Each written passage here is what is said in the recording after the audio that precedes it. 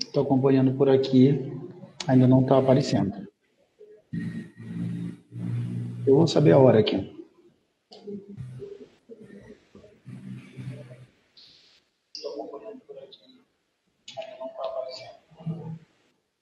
Muito bem. Nós estamos aqui dando seguimento à nossa série de lives, Ciência e Pandemia. Enquanto os nossos convidados vão entrando, eu relembro aqui com quem nós já conversamos. Nós abrimos essa série de lives com o embaixador da Eslovênia, uma conversa muito produtiva, muito interessante. A Eslovênia foi o primeiro país da União Europeia a se declarar livre da epidemia em seu território, e ficou muito claro para todos nós, naquela conversa com o embaixador, que isso se deve exatamente a um enfrentamento muito submetido às regras emanadas da ciência, né? Então, foi uma conversa muito produtiva. Em seguida, nós conversamos com o professor da Universidade Federal do Maranhão, professor Leonardo Dallagnol, biólogo, professor do Departamento de Biologia, aqui da UFMA, que está, nesse momento, fazendo parte de 2 grupos de pesquisa bem interessantes. O primeiro sobre o sequenciamento do SARS-CoV-2, né, em parceria com pesquisadores do Pará, e um segundo grupo de pesquisa em relação ao estudo do vírus a partir de resíduos sólidos e de resíduos de águas residuais, sobretudo, ou seja, de esgotos. Um estudo que vai ser efetivado a partir da coleta de amostras nas estações de tratamento de esgoto de São Luís e nas estações elevatórias de São Luís. Conversamos em seguida com a reitora, professora doutora Elizabeth Fernandes, reitora da UEMA-Sul, que é uma das universidades mais jovens do Brasil, é a universidade da região tocantina do Maranhão, e a reitora Elizabeth falou um pouco para nós acerca do trabalho que a UEMA-Sul vem fazendo no enfrentamento à pandemia, e na semana passada nós conversamos com o professor Allan Kardec Barros, professor da Universidade Federal do Maranhão também, e até recentemente pró-reitor de pesquisa, pós-graduação e inovação da Universidade Federal do Maranhão, que tratou muito aqui conosco acerca dos ganhos que nós teremos com instrumentos tecnológicos para as políticas de saúde, né? Muito a partir de um artigo que o professor Allan Kardec publicou, em parceria com o professor Ronaldo Carmona, da Escola Superior de Guerra, em que fazia uma ampla provocação nesse sentido, que as políticas de saúde têm que antever eventuais novas pandemias, e aí nós tivemos uma conversa muito proveitosa aqui na semana passada. E hoje nós temos aqui a honra, o orgulho de receber o professor Ideu de Castro Moreira, que é presidente da Sociedade Brasileira para o Progresso da Ciência, professor Ideu de Castro Moreira, que é físico, né, professor da Universidade Federal do Rio de Janeiro, doutor em Física pelo UFRJ, professor do Instituto de Física e do Programa de Pós-Graduação em História das Ciências, Ensino de Física e História da Física, na UFRJ, e no mestrado em Divulgação Científica da Fiocruz, em parceria com a própria UFRJ. O professor Ideu tem uma atuação científica realmente bastante reluzente, né? Já realizou estágio de pesquisa na Escola Politécnica da Universidade de Paris 7, trabalha nas áreas de física teórica, especificamente em sistemas não lineares, história da ciência, como já falamos, e em particular sobre história da ciência. Coordenou a Semana de Ciência e Tecnologia, Semana Nacional de Ciência e Tecnologia, entre 2004 e 2012, lógico que eu estou fazendo aqui um resumo apertado do currículo do professor Ideu. Em 2010, foi admitido na Ordem Nacional do Mérito Científico, na classe comendador, como personalidade nacional. Foi diretor do Departamento de Popularização e Difusão da Ciência e Tecnologia do Ministério da Ciência e Tecnologia entre 2004 e 2013, e foi membro do Conselho Superior da CAPES durante alguns anos. em 2014 recebeu a condecoração Menção Honrosa Rio Negro do Instituto Nacional de Pesquisas da Amazônia e é presidente da SBPC desde 2019, sendo que seu mandato vai até 2021.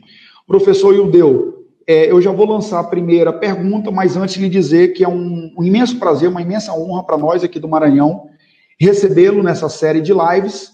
Obviamente que essa nossa conversa ela vai se direcionar muito mais em relação ao papel da ciência no cenário de pandemia, mas é absolutamente impossível não começar essa nossa conversa de hoje tratando especificamente dessa notícia assustadora, que é a publicação da medida provisória 979, que fere de morte o artigo 207 da Constituição da República, que desde 1988 assegura a autonomia didática, administrativa, financeira das instituições de ensino superior no Brasil. Eu começaria lhe perguntando como é que o senhor vê, como é que a SBPC recebe a notícia dessa afronta que significa a medida provisória 979, publicada no Diário Oficial da União de hoje. Boa tarde a todos vocês, muito obrigado aqui por nos convidar para estar aqui com vocês, Davi, e agradecer a todas as pessoas que estão nos assistindo e dizer que você tem toda a razão. A gente hoje acordou o dia, depois fizemos ontem uma marcha pela vida que foi muito bonita, e hoje fomos surpreendidos, ou talvez nem tanto, porque às vezes medidas estão sendo feitas em sucessão, né, que ameaçam muito a educação, a ciência brasileira.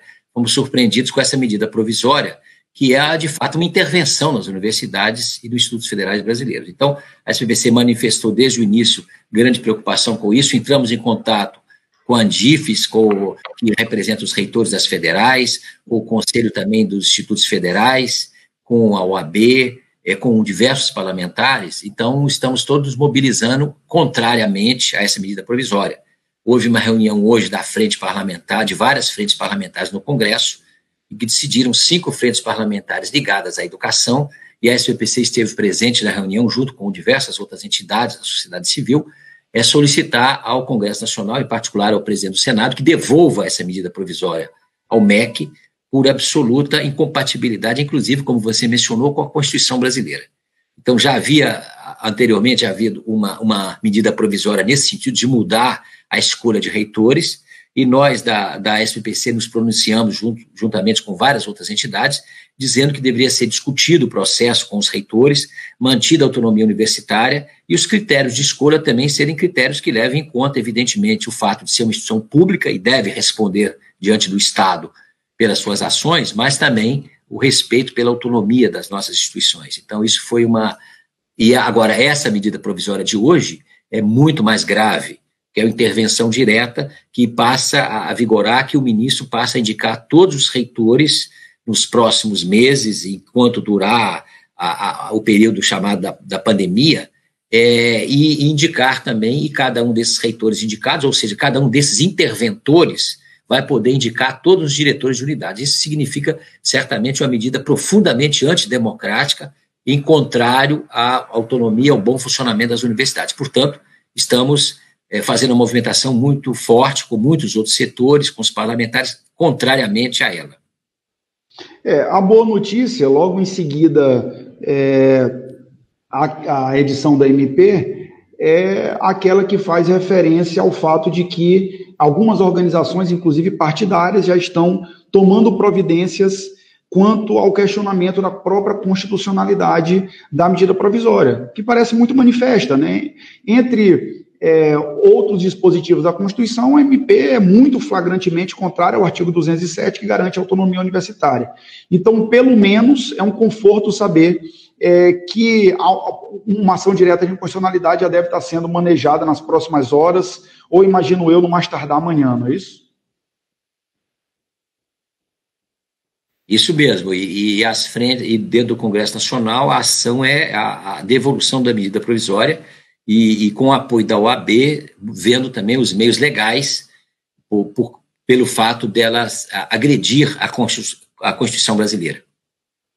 Muito bem. Professor Ildeu, nós vamos aqui superar essa preliminar, que não tinha como não ser feita, né, diante da conjuntura que se apresentou de ontem para hoje, nós vamos efetivamente agora adentrar a temática da live, né, dessa série de lives, que é relacionar tudo isso que nós estamos vivendo, esse desastre humanitário, planetário que nós estamos vivendo, e o papel da ciência diante disso tudo. E aí eu começaria fazendo uma pergunta para o senhor, que eu tenho feito para praticamente todos os cientistas que por aqui têm passado, né? Como é que o senhor está avaliando a pandemia, né, passados aí mais de 3 meses de pandemia declarada formalmente pela Organização Mundial da Saúde? Como é que o senhor tem visto, como é que a SBPC tem avaliado e como é que os cientistas brasileiros, o senhor que convive com boa parte deles, tem avaliado a pandemia no mundo e no Brasil especificamente? Bem, é importante deixar claro que eu não sou especialista na área da saúde, eu sou físico, portanto eu tenho limitações. Obviamente é um processo muito complexo, né, uma pandemia que pegou inclusive todo o mundo científico, apesar de ter alguns cientistas que já tivessem antevisto a possibilidade, mas pegou todo mundo de surpresa, e os estados nacionais, os países mais desenvolvidos, né, então foi um impacto gigantesco, um tsunami no mundo inteiro, né, então isso é importante ser destacado.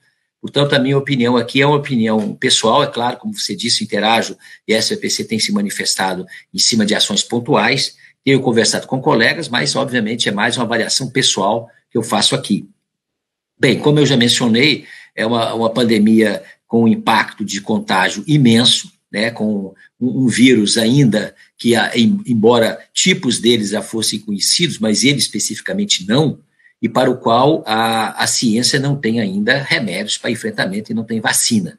Então, isso, e com o altíssimo grau de contágio dele, que surpreendeu aí sim muita gente, se espalhou muito rapidamente pelo mundo, e a partir dos epicentros que foram primeiro na China, depois caminhou para a Europa, né, depois para os Estados Unidos, e agora está na América Latina, infelizmente no Brasil, esse crescimento muito acentuado gerou uma demanda imensa, né, e está impactando profundamente o mundo, fazendo com que a economia mundial, inclusive, recue, e alguns países conseguiram enfrentar isso adequadamente, e outros, como o nosso, de maneira muito precária, e ainda estão vivendo um crescimento muito acentuado, vertiginoso, por também falta de planejamento adequado, no geral, né? Porque no Brasil a gente tem vários níveis de governo, tem os governos municipais, estaduais, federais, mas evidentemente o Ministério da Saúde e o governo federal tem a obrigação de ter a liderança no combate a um desafio desse que é para todo o povo brasileiro.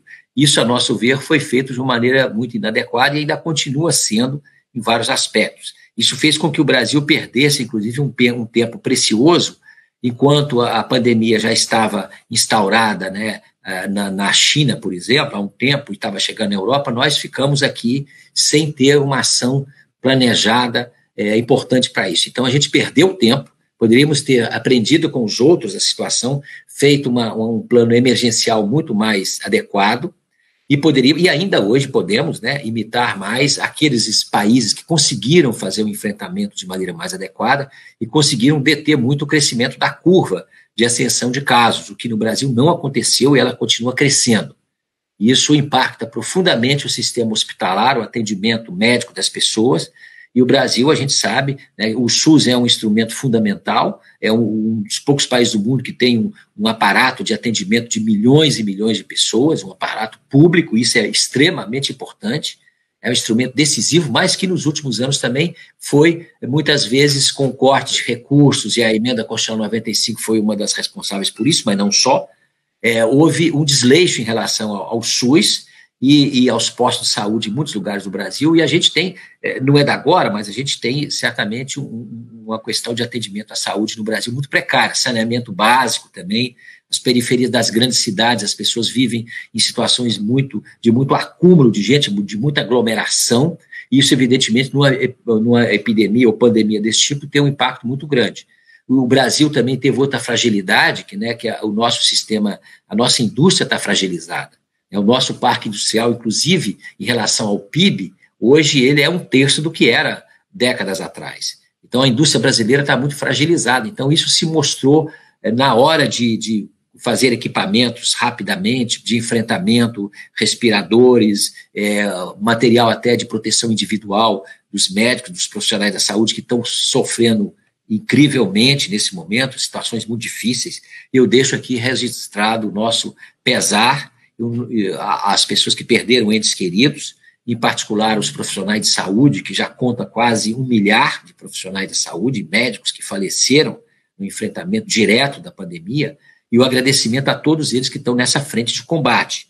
Os profissionais de saúde, os trabalhadores de serviços essenciais, que estão se desdobrando imensamente. Agora, poderíamos ter tido uma política, em particular do governo federal, muito mais adequada e eficiente para enfrentamento disso. Então, negar de início a pandemia, negar, ocultar dados, manipular dados, isso certamente primeiro é um desrespeito profundo para a população brasileira. Aos gestores de todos os níveis que precisam estar enfrentando isso com saber a dimensão, também para os cientistas que estão estudando isso com intensidade, né? E também é uma mensagem para o mundo que é muito negativa para o país, porque nesse momento, se tem uma coisa que é importante, é a cooperação internacional a partir dos dados transparentes da ajuda internacional. Então, o Brasil, acho que perdeu muitas oportunidades e ainda continua perdendo de enfrentar a pandemia de maneira mais adequada. Isso se reverte num número muito grande de contaminados, e ainda maior, porque muitos são subnotificados, e também de mortos, que nesse momento já atinge 38 mil brasileiros e brasileiras. É interessante eu tocar no aspecto da desindustrialização, né? Mais cedo ou mais tarde nós pagaríamos esse preço não somente do ponto de vista econômico, mas do ponto de vista humanitário, né?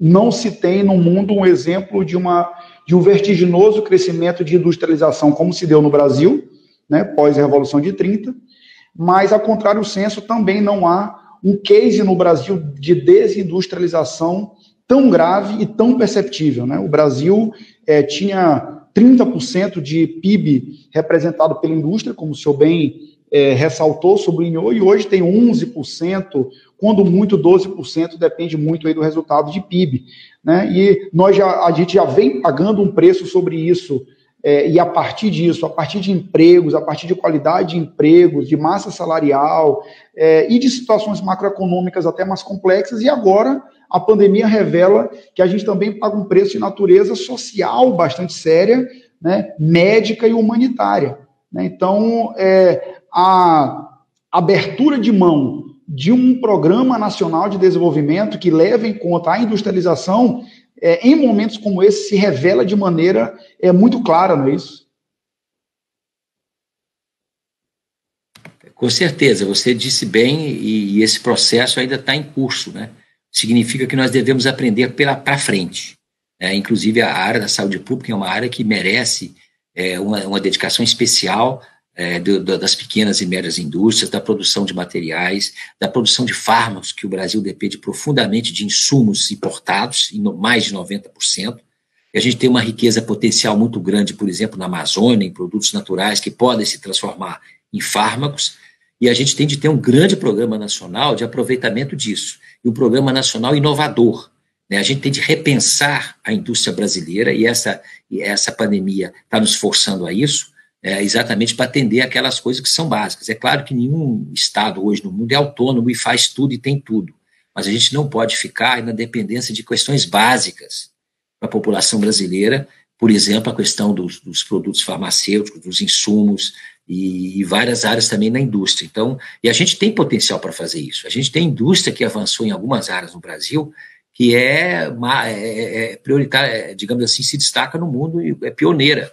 Por exemplo, a própria agricultura do cerrado, a agricultura tropical, que o Brasil deu uma grande reversão e é hoje responsável por grande parte da nossa balança de pagamentos, da nossa balança comercial. A própria descoberta e exploração de petróleo em águas profundas também é uma grande conquista da ciência e da tecnologia brasileira, que é 55% do petróleo brasileiro veio do pré-sal, que há anos atrás era desconhecido. Então, esses méritos nós temos, e vários outros que poderiam ser citados, inclusive no próprio enfrentamento de pandemias e de doenças em outros momentos no Brasil. É exatamente esse tema que eu queria explorar agora, porque o senhor mencionou que nós perdemos uma grande oportunidade, que é sempre muito debatida e repetida nesses tempos, que é a oportunidade de termos aplicado os bons exemplos dos países que superaram rapidamente a pandemia, né, em seus territórios, né? Ou seja, e que teve basicamente uma cartilha a ser seguida, né? Ou seja, acatamento ao norte científico, acatamento às orientações científicas, união da população, medidas sanitárias, né? Levar o princípio da cautela com seriedade, mas é muito importante também, e aí é uma sorte nossa poder conversar com alguém que tem como objeto principal de pesquisa a questão da história da ciência, o fato de que nós perdemos de maneira muito clara a oportunidade de explorar o nosso acúmulo científico e institucional no combate a doenças infecciosas. Nós estamos falando do país de Oswaldo Cruz, nós estamos falando do país de Carlos Chagas, nós estamos falando das grandes campanhas seculares de enfrentamento a doenças infecciosas, como aquelas realizadas no Rio de Janeiro, para não citar aqui Quintino Bocaiúva, né, e tantos outros. Eu queria um pouco que o senhor falasse também sobre esse aspecto de quão perdida foi essa oportunidade de colocar o nosso acúmulo científico e institucional em enfrentamento a doenças epidêmicas, a doenças infecciosas, num caso tão grave e tão severo como esse. É bom você recordar, né, do ponto de vista da história da ciência, a gente teve, como você mencionou, no começo do século passado, o Brasil, o Rio de Janeiro em particular, era chamado túmulo dos estrangeiros. Porque a gente tinha uma incidência muito alta de mortes aqui por doenças variadas que vinham em sucessão. E naquele momento os governos locais e a elite local se deu conta que era fundamental deter isso. Então se criaram, e as primeiras instituições de pesquisa no Brasil de maneira mais organizada vieram daí, né? O Oswaldo Cruz, né, que vai criar a atual Fundação Oswaldo Cruz, em 1900, teve a criação do Instituto Butantan, em São Paulo, do Instituto Biológico, do Instituto Vital Brasil. Então, várias das primeiras instituições de pesquisa brasileira vieram desse movimento de defesa da vida, num certo sentido, mas aí dos trabalhadores, e aquilo estava ameaçando muito a economia brasileira, que dependia muito de exportação e também da recepção de trabalhadores de outros países que vinham para cá. Então, naquele momento, houve várias campanhas, uma delas foi, por exemplo, em 1902, foi a peste bubônica, né, que foi uma das primeiras que o Oswaldo Cruz enfrentou, né, que aí o rato é um transmissor, então foi toda uma campanha no Rio de Janeiro em particular, em Santos, nas cidades que tinham porto, principalmente, para extermínio de ratos, né? Então, essa coisa, inclusive, ganhou até músicas. Naquele momento começaram a se gravar as primeiras músicas no Brasil, e também apareceram várias músicas populares em torno do personagem, o rato, que naquele momento era o ser a ser eliminado como transmissor da doença. Depois veio a questão, veio a febre amarela, em 1903, né, que o transmissor havia sido descoberto pouco tempo antes, embora muitos médicos ainda não aceitassem isso, inclusive no Brasil, mas o Oswaldo Cruz aposta na interpretação de que a transmissão se dava pelo mosquito, né, pelo o Aedes aegypti, que a gente chama hoje, né? Então, que o mosquito era o transmissor. Então, muita gente não acreditava nisso, mas aí se criaram as brigadas de mata-mosquitos que iam nas casas das pessoas para eliminar os focos. E, de início, houve uma reação da população que ficou muito temerosa daquilo, e também pela invasão do Estado, nas suas casas, nos seus domicílios. Às vezes isso era feito de uma maneira meio brutal, como às vezes acontece no Brasil, né? Sem a compreensão das pessoas do que significava aquilo, mas isso conseguiu debelar a febre amarela naquele momento, com esse esforço do Oswaldo Cruz. E no ano seguinte veio o enfrentamento da varíola, também, que estava matando muita gente no Rio de Janeiro e também em outros estados, né? Em Fortaleza, por exemplo, no Ceará também houve uma campanha forte, e a vacinação foi uma campanha importante. Naquele momento houve também uma reação à vacinação.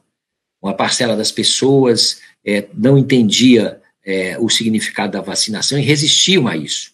E como o Estado também não fez, às vezes, uma preparação tão adequada desse processo, enfrentou muitas dificuldades o Oswaldo Cruz e outras, gerou, inclusive, uma chamada revolta da vacina no Rio de Janeiro, que muitas das pessoas dos bairros mais pobres, aí se juntou também uma certa visão que havia nas autoridades do Rio de Janeiro naquele momento, de expulsar os pobres do centro da cidade. Então, aproveitaram a questão da vacinação também para fazer toda uma, entre aspas, limpeza urbana. Isso gerou uma revolta, que foi uma revolta intensa, inclusive, que morreram centenas de pessoas, milhares de pessoas foram presas, etc., mas que depois desse processo, nos anos seguintes, a população como um todo entendeu da importância da vacina, e o Brasil passou a ser um dos países com mais alto índice de vacinação do mundo durante muito tempo. Agora, recentemente, cresceu de novo o movimento anti-vacina, mas muitas vezes em camadas médias. Às vezes as camadas mais pobres entendem muito bem o que significa a vacinação das crianças e a importância disso.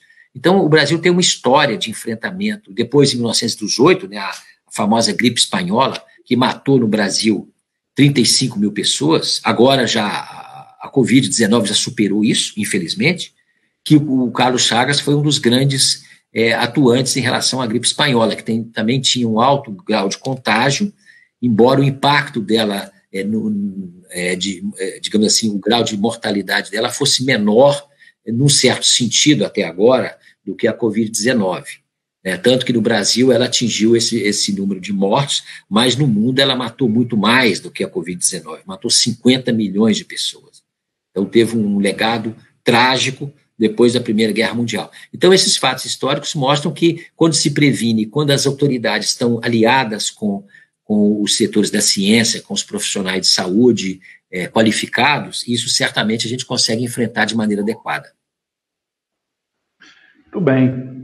Professor Ildeu, e quando a gente resgata essa memória, resgata esse acúmulo, e inegavelmente conclui que a ciência se revela como o fundamento essencial no combate a doenças infecciosas, a epidemias, a situações como essas, a gente só pode se perguntar, vivenciando, experimentando um cenário como esse, uma tragédia humanitária como essa, é possível se apontar um futuro próximo, sobretudo diante de uma, digamos assim, de uma involuntária popularização da ciência, porque as pessoas se aproximaram do fazer científico, inclusive os leigos, nesse momento.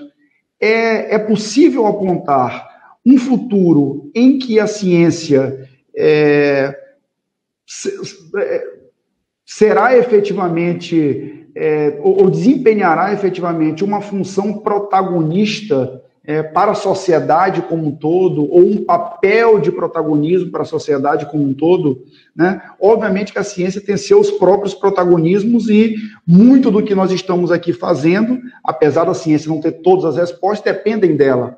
Mas do ponto de vista assim, das externalidades, do ponto de vista social, do ponto de vista da comunicação, do ponto de vista das percepções, a gente entra agora numa nova era do que a gente poderia chamar de um reino da ciência ou de uma nova era de revoluções científicas que precederam o iluminismo. Eu perguntei isso aqui para muita gente que passou por aqui. As revoluções científicas na história precederam o iluminismo, Renascimento, revoluções científicas e iluminismo, um atrás do outro, se a gente quiser departamentalizar a história. É possível se apontar que isso vai estar diante de nós, ou num cenário em que governos despóticos, em que governos obscurantistas, mundo afora, estão pululando, a gente não tem condição de ter esse otimismo a partir de agora, uma vez superada ou superados os horrores dessa pandemia.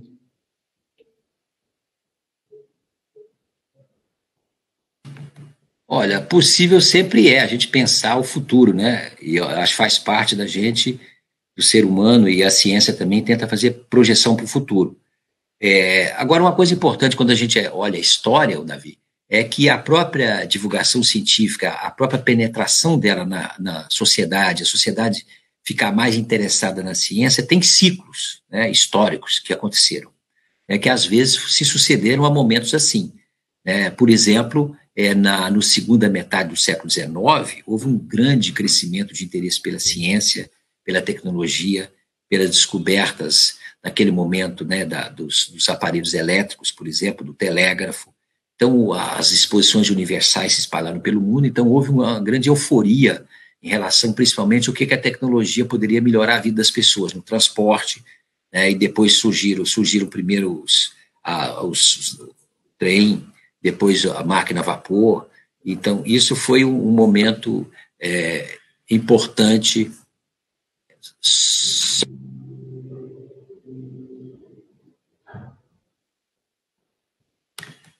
Desculpe, um ruído aqui local. Mas o que eu estava fazendo, o que eu estava dizendo é que na segunda metade do século XIX, houve um crescimento grande do interesse pela ciência. Depois, e aí pode estar conectado, inclusive, com a epidemia da gripe espanhola e depois da Primeira Guerra Mundial, a década de 20 também houve um ascenso significativo da ciência. Aí o interesse em torno, inclusive, das novas teorias da relatividade, da física quântica na década de 20, fizeram com que você tivesse um crescimento grande de interesse público pela ciência. Então, aqui no Brasil, por exemplo, surgiu a Academia Brasileira de Ciências, a comunidade científica começa a surgir naquele momento, se organizar, defendendo, as universidades começam a aparecer naquele momento no Brasil. Então, houve um momento de crescimento da presença da ciência na sociedade, a preocupação com difundi-la para a sociedade. Então, isso foi um momento importante. Depois também da Segunda Guerra Mundial, né? Depois foi uma guerra muito destrutiva, que deixou muitos países arrasados, e a bomba atômica também foi o símbolo de como é que a ciência poderia produzir um instrumento muito poderoso para afetar a humanidade, tanto para salvar as pessoas, produzir energia, produzir medicamentos, ajudar no combate ao câncer, etc., mas também para matar. Então, a ciência como um elemento também destrutivo e que poderia ser apropriado, como ainda é, certamente, por muitos setores da sociedade, para exploração. Então, hoje a gente sabe, infelizmente, que metade dos recursos usados para pesquisa no mundo vão para a produção de armas, de novas armas. E certamente, se esse recurso fosse usado para eliminar a fome, por exemplo, na África ou em países da América Latina, ela já teria sido extinta. Então, a ciência também é um instrumento que, às vezes, a gente não pode ser ingênuo, achar que só o desenvolvimento científico produz bem-estar e benefícios. Não é assim. A ciência, às vezes, os seus mecanismos também, num sistema capitalista como a gente tem, e às vezes selvagem como a gente tem no Brasil, às vezes os resultados da ciência são apropriados por certos setores que utilizam para o domínio ou para acelerar as desigualdades. É claro que nós defendemos que a ciência deva ser um instrumento para a melhoria da humanidade, em particular nesse momento de pandemia, está se mostrando, e você tem razão, como é que isso é importante para a sociedade. Eu acho que a sociedade hoje, no mundo inteiro, está percebendo a importância da ciência e da tecnologia para a superação de momentos gravíssimos como esse, e é fundamental isso. Agora, também não se pode colocar, por exemplo, a ciência, como eu mencionava, ela não tem ainda soluções nesse momento para pandemia imediatas. Então, às vezes, soluções milagrosas são colocadas e carimbadas como fossem científicas, mas isso gera frustrações. Então, é importante a gente tomar cuidado e dizer que a ciência também tem seus ritmos, seus tempos, e é muito difícil fazer ciência e enfrentar uma nova pandemia dessa. Por isso que tem milhares e milhões de pesquisadores do mundo, nesse momento, estudando, trabalhando dia e noite para poder ter remédios, ter vacina, e vão conseguir, e a ciência vai conseguir. Pode demorar um pouco mais, um pouco menos, mas é importante que isso seja feito também num procedimento que respeite e se adeque aos próprios ritmos de criatividade e de inovação da ciência. Senão você gera também frustrações muito grandes em relação ao que a própria ciência pode fazer. Ela é uma atividade humana, portanto, ela está permeada também de interesses econômicos, de interesses políticos, de interesses militares, todos eles estão presentes. Agora, a ciência é um mecanismo fundamental que tem uma característica que ela é movida também pela curiosidade de tentar entender as coisas, mas ela também erra, e o erro faz parte do processo. Então, às vezes, as pessoas não entendem isso, atribuem ao erro um caráter necessariamente negativo, mas ele é fundamental para o aprendizado. Então, a ciência tem esse processo que estamos vivendo nesse momento intensamente. Isso remete a uma questão que eu ia coincidentemente lhe fazer agora, e remete também a uma pergunta que a reitora da UEMASUR que é uma das universidades mais jovens do Brasil, que é a Universidade da Região Tocantina do Maranhão, professor, que é capitaneada pela professora Elizabeth Fernandes. A professora Elizabeth Fernandes faz a seguinte pergunta: qual a sua avaliação sobre a popularização da ciência num enfrentamento do negacionismo da ciência? E aí eu vou linkar com uma outra provocação. O senhor mencionava agora há pouco que a ciência tem os seus próprios tempos, a ciência tem o seu timing, né? A ciência, obviamente, que num cenário como esse, de gravidade, às vezes até de desespero, ela precisa revolucionar seus métodos, obviamente. Ela precisa, digamos assim, acelerar alguns métodos, e algumas coisas estão surgindo tendencialmente. Eu cito aqui, por exemplo, uma coisa que eu falava muito com o professor Allan Kardec na live da semana passada. Já era uma tendência um pouco antes da pandemia, e agora isso se aprofunda, as publicações em repositórios de pré-print, ou seja, em repositórios de pré-publicação definitiva, né? Naqueles repositórios em que artigos científicos ainda não definitivos ficam à disposição, né? Às vezes em público, às vezes em espaços mais restritos, para crítica de pares acadêmicos, e também aguardando que esses estudos sejam randomizados, que esses estudos sejam submetidos a análises mais rigorosas do ponto de vista metodológico. E aí a provocação que eu faço é o seguinte: isso vem se reproduzindo nesses nossos tempos, e isso gerou algum nível de ansiedade, mas gerou também uma situação nova. Agora os cientistas estão errando, e o erro é normal do processo científico, como o senhor muito bem ressalta, em público. Os erros não são mais somente um processo de crescimento ou de desenvolvimento de um objeto científico. O erro agora é algo cultural, é algo social, é algo que todos acompanham. E, de certo modo, eu digo que nós estamos assistindo um processo de popularização da ciência involuntária, na medida em que os pesquisadores estão agilizando as suas publicações, ainda que não estejam prontas para a publicação definitiva, e muitas das vezes isso ajuda com que os leigos possam ter acesso a algo que é de interesse comum, coletivo, mas isso é também um instrumento em potencial para o aprofundamento de fake news. Ao invés do esclarecimento, né, e da luz da verdade sobre fake news, às vezes essas pesquisas ainda não definitivas, elas aprofundam as notícias falsas.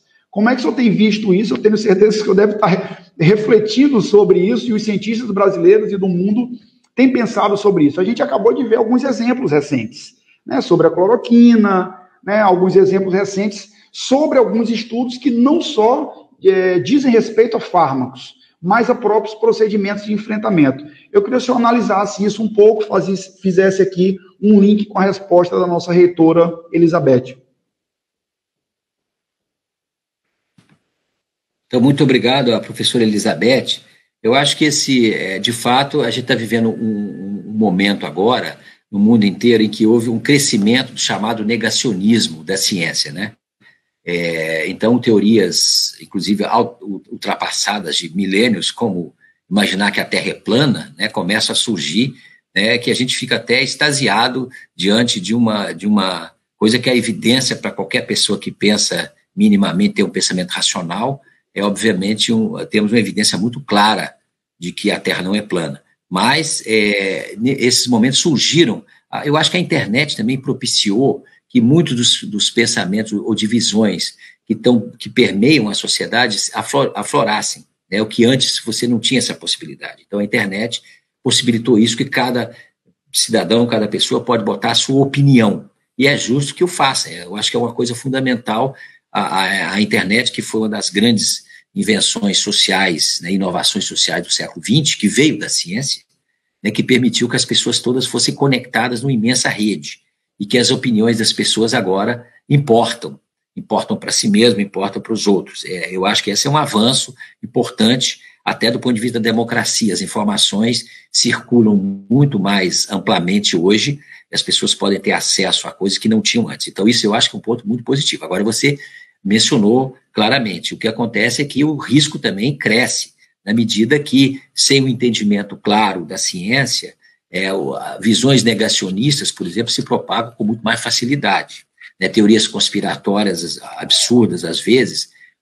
Isso eu acho que é reflexo também, no caso do Brasil, mas não é só uma questão de educação, mas a educação é certamente um ponto central. A gente tem uma educação no Brasil, científica em particular, muito frágil.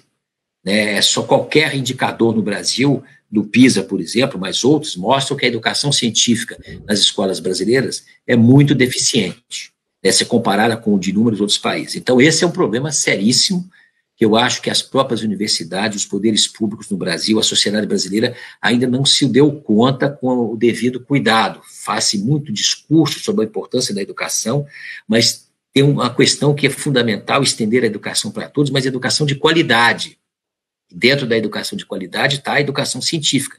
Entender como é que a ciência funciona, os seus mecanismos, até isso que a gente estava discutindo, que também ela não tem a verdade absoluta todo o tempo, que é um processo de construção de conhecimento para se chegar às teorias mais aceitas e que são uma soma de evidências que permitem você chegar e avançar como a ciência já avançou no mundo enormemente. Todo mundo sabe, eu acho que a gente faz muitas pesquisas, inclusive no Brasil, de percepção pública da ciência. Fazemos isso desde 2005. Eu participei de 4 pesquisas já nacionais de como as pessoas veem a ciência e tecnologia. E a percepção da maioria dos brasileiros, mais de 2/3, 70 e poucos por cento dos brasileiros, tem uma concepção muito otimista sobre a ciência. A ciência melhora a vida das pessoas. Isso é mais ou menos compara com a China.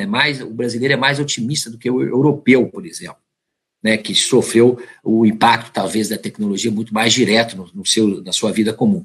Mas, agora, quando a gente pergunta também o conhecimento dos brasileiros sobre ciência, sobre a própria ciência brasileira, é extremamente reduzido. 10% dos brasileiros são capazes de citar um cientista brasileiro importante. Então, isso é uma marca que retrata, ou instituição de pesquisa, apenas 15% dos brasileiros citam uma instituição de pesquisa que faz pesquisa no Brasil. E a mais citada é a Fiocruz, que exatamente tem uma conexão com a saúde muito direta, né? E tem uma história de mais do que centenária, né? Então, isso é importante. Mas a gente tem um desconhecimento também de coisas básicas da ciência, do funcionamento dela, do entendimento das evidências científicas. Então, eu acho que isso mostra, mais uma vez, que para os próximos anos e próximas décadas, nós temos de melhorar muito a educação no Brasil, em particular a educação científica nas escolas, né? Fazer as pessoas se interessarem muito mais pela ciência, praticando, não apenas decorando coisas em livro, porque isso não significa o entendimento real do que é a ciência. Então, eu acho que a maneira mais adequada a médio e longo prazo de enfrentamento disso é por uma educação científica de qualidade. Agora, só isso não resolve. Eu acho que a divulgação científica permanente, a atuação nos meios de comunicação, que no Brasil também tem uma tradição de fazer a divulgação científica muito rala e às vezes muito sensacionalista, de pouca qualidade, gera também essas expectativas fabulosas sobre a ciência, o grande cara que descobre tudo, a grande descoberta que vai resolver tudo.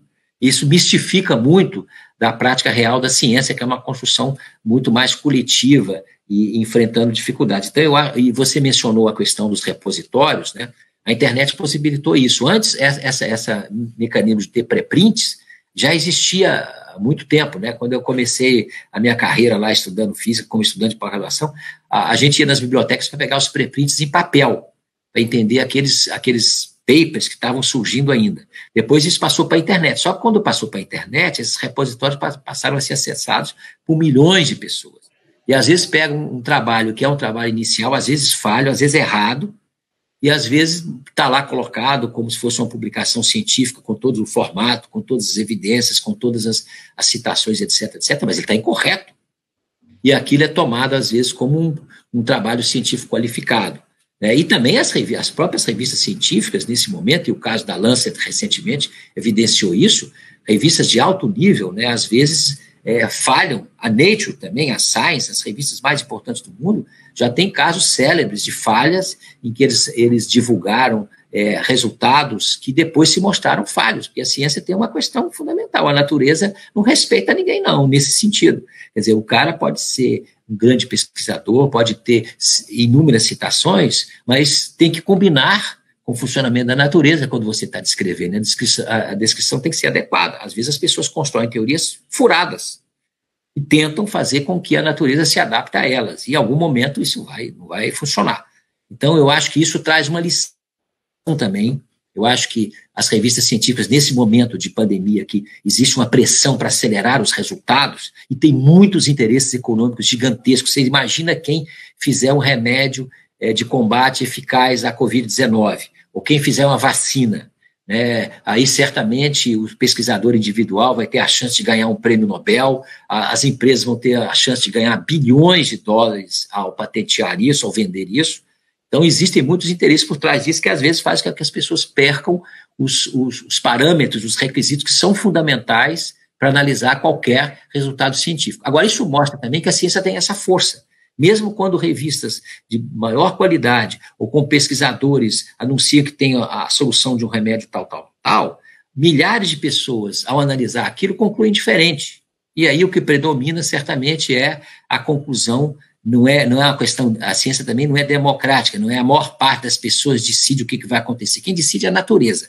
Nós estamos interpretando e construindo teorias adequadas para descrevê-la de maneira mais eficiente. Então, eu acho que a professora Elizabeth tem toda a razão, e você também. A gente tem que fazer um esforço muito grande para melhorar, né? E agora a internet trouxe esse novo canal de comunicação com as pessoas, mas se não tiver uma informação qualificada, se não tiver confiança, confiabilidade, se não tiver o entendimento de como a ciência funciona, aí você vai poder interpretar aquelas informações, aqueles fatos, entre aspas, das maneiras mais variadas e às vezes incorretas.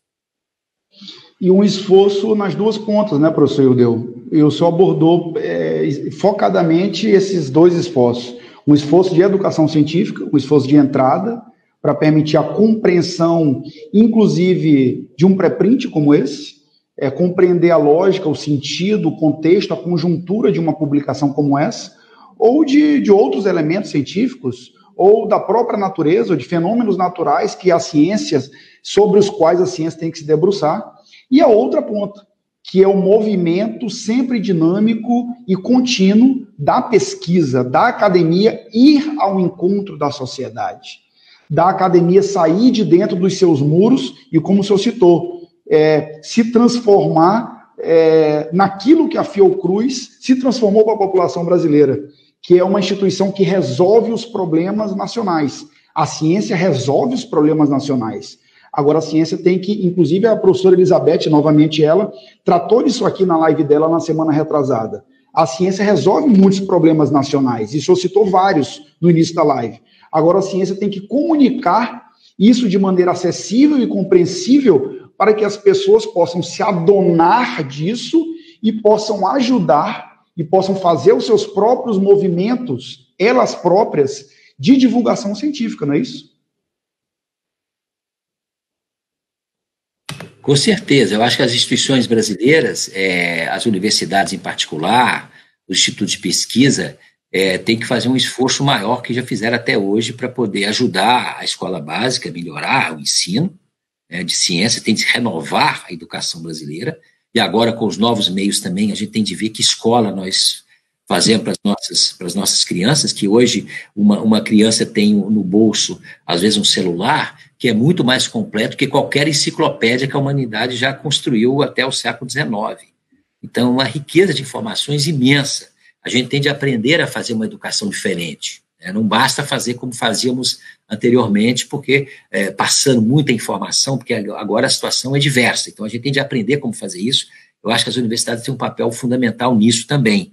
E também isso de compartilhar com a população as informações de uma maneira adequada, ganhar confiabilidade das pessoas, portanto, tomar muito cuidado que as informações sejam balizadas, para a gente ganhar essa confiança. A população brasileira, nessas pesquisas que a gente faz, ela confia muito nos cientistas brasileiros. É a categoria que recebe mais confiança, empatado com os médicos, mais do que jornalistas, mais do que militares, mais do que artistas, mais do que várias outras categorias. Alternam sempre. Médicos e cientistas são o setor da sociedade que tem mais confiança, tem mais confiabilidade que a religiosa. Evidentemente, depende da camada da população, da influência cultural, das influências religiosas. Tem algumas camadas, alguns setores que aí pessoas com práticas religiosas ou índole religiosa, ou pastores ou padres, têm mais confiança nas informações para a população do que os cientistas. Mas, no geral, os cientistas têm uma credibilidade muito grande junto à população, e isso acarreta uma responsabilidade. E também é curioso, ou não, que as pessoas distinguem. Se você é cientista da Fiocruz ou de uma instituição pública, você tem um grau de confiança. Se você aparece lá como um doutor com todos os títulos, mas você é da Monsanto, por exemplo, ou de uma empresa privada, o olhar das pessoas é diferente. As pessoas também atribuem confiabilidade dependendo de quem está por trás, de que instituição o pesquisador pertence. O que isso é importante, significa que tem confiança também nas instituições de pesquisa. Portanto, eu acho que esse trabalho de fazer uma divulgação mais ampla, né, eu participei muito e fui várias vezes aí ao Maranhão, a partir de 2004, quando criamos a Semana Nacional de Ciência e Tecnologia, que continua a acontecer aí, né, com intensidade, no interior, no estado. Foi uma tentativa da gente aproximar a academia das populações, fazer atividade nas cidades, feiras de ciência, demonstrações públicas, fazer ciência móvel, levar caminhões de ciência, experimentos, motivar as escolas e os professores a fazer uma educação científica mais interessante, porque a ciência é muito bonita. A ciência é muito relevante. Qualquer pessoa que você discute aspectos da ciência de uma maneira lúdica e formal, mostrando a importância disso, a pessoa fica fascinada. Eu nunca conheci uma pessoa, e já andei muito aí pelo Brasil, no interior, às vezes pessoas analfabetas, que ao olhar para o céu numa noite cheia de estrelas, não começassem a conversar e não surgissem questões fantásticas, né, sobre o universo, perguntas que às vezes a gente não sabe responder, que é o cerne da ciência, exatamente se perguntar sobre o mundo. A curiosidade é a motivação essencial. Então, eu acho que a gente tem de aprender a fazer uma ciência muito mais cidadã também, compartilhada. As pessoas também têm conhecimento, as pessoas do interior. Eu faço sempre uma pergunta. Se você estiver perdido no meio da floresta amazônica, o que você prefere estar? Com um doutor em Harvard, no MIT, em biologia ou em física teórica, ou um prêmio Nobel em biologia, ou com um índiozinho de 7 anos de idade? Para mostrar que o conhecimento, quem vai tirar você do meio da mata, e isso já aconteceu N vezes com pesquisadores, né? Às vezes é aquela criança que tem o conhecimento dali, da vivência. Esse também é um conhecimento importante, não é um conhecimento científico sistematizado, mas naquela escala, naquele momento, é o conhecimento mais decisivo. Então, a gente tem de aprender a respeitar também os conhecimentos diversos que existem na nossa sociedade e fazer com que a ciência se aproxime da humanidade, né, professor? Exatamente, desculpa lhe interromper, dissociar a ciência com seus rigores metodológicos dos saberes tradicionais, né, quando, na verdade, eles são complementares e eu diria até que, em alguns e muitos casos, necessariamente complementares. Um não consegue contemplar todas as saídas para o mundo sozinho, né, sem o outro. E, em alguns casos, necessariamente precisam caminhar juntos. Eu queria só informar que nós temos aí 7 minutos para expirar aqui o nosso tempo do Instagram, e eu queria muito poder falar sobre a Marcha pela Vida. Eu não queria perder essa oportunidade, até porque nós estamos muito no tempo disso. Ontem, uma grande iniciativa nacional, com ampla adesão do Maranhão, né? Maranhão, aliás, que, aqui para puxar um pouquinho a brasa para a nossa sardinha, já há alguns anos o 3º lugar do Nordeste em Semana Nacional de Ciência e Tecnologia e o 6º lugar do Brasil na realização de Semana Nacional de Ciência e Tecnologia, que tem uma linha da Fundação de Amparo à Pesquisa específica para a popularização da ciência, uma atuação muito forte das nossas universidades estaduais para a popularização da ciência, tanto ao EMA quanto ao EMA-Sul, e leva muito a sério a educação científica, como notadamente pode comprovar o nosso IEMA, que é o Instituto Estadual de Educação Básica e Científica, né? O senhor deve conhecer essa experiência aqui, né? Uma escola de tempo integral com ensino técnico científico.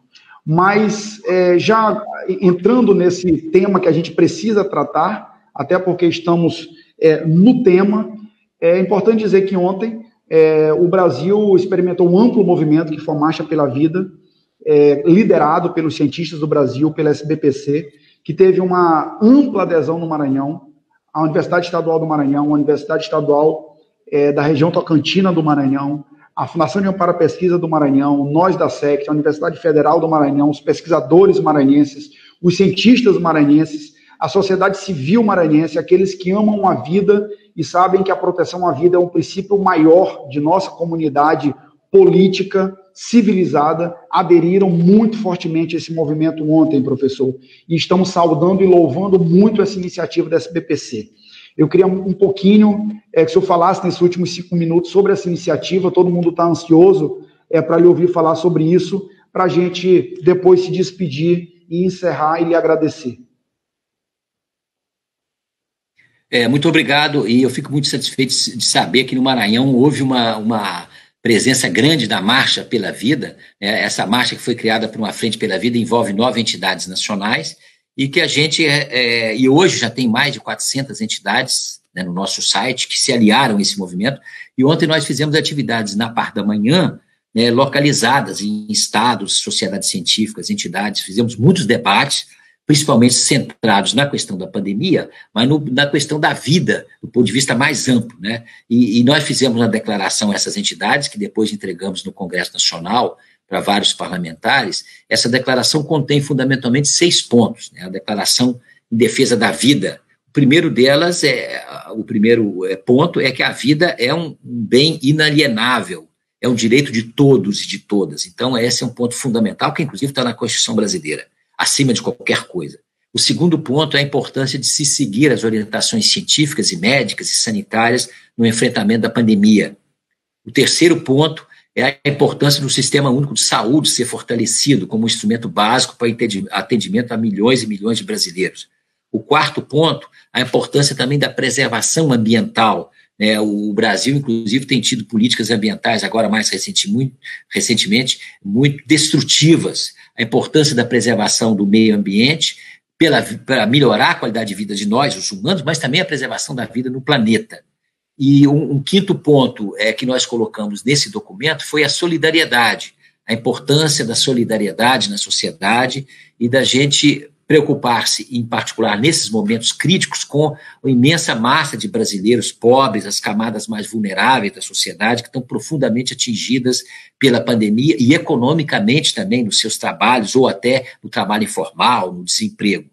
E o sexto ponto desse nosso documento é a democracia, fundamental a democracia como um valor da sociedade brasileira, um valor humano importantíssimo e que é essencial para a preservação da dignidade de vida das pessoas, da vida das pessoas, e também para a diminuição das imensas desigualdades sociais que nós temos e econômicas. Então, esses foram os pontos que nós acordamos, esse conjunto de entidades, que agora eu já mencionei, que já atinge quase 500 entidades, e nós entregamos ontem aos presidentes das comissões do Congresso de tratamento, que estão do enfrentamento da Covid, e ao presidente das frentes parlamentares mistas. Professor Eudeu, acho que foi para nós não perdermos essa oportunidade, vamos informar as pessoas que estão online que a live vai cair, porque vai completar 1 hora, e nós vamos entrar logo em seguida, novamente, continuando a falar de Marcha pela Vida. Mas o senhor pode continuar, por favor. Eu só queria... Não, eu concluo em 1 minuto. Eu acho que foi um movimento muito importante e tivemos a satisfação de receber uma manifestação de apoio do governador do Maranhão, Flávio Dino, que nos mandou uma mensagem muito positiva a respeito disso. Ficamos muito satisfeitos e agradecemos muito. E também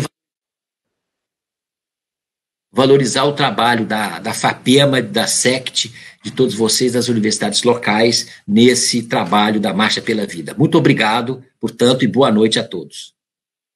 Professor Eudeu, muito obrigado. Infelizmente, a gente vai ter que acabar meio apressado, porque o Instagram nos impõe esse nome, esse tempo, mas, entre outras coisas, o nome Marcha pela Vida sugere e sintetiza todo esse movimento e esses 6 pontos. Marcha, que resume a ideia de movimento, de dinâmica humana e vida, a palavra mais bela da língua portuguesa e a palavra mais bela de qualquer idioma. Muito obrigado. Parabéns, muito orgulho de ter conversado com o senhor e viva a SBPC, a ciência aos cientistas brasileiros. Muito obrigado.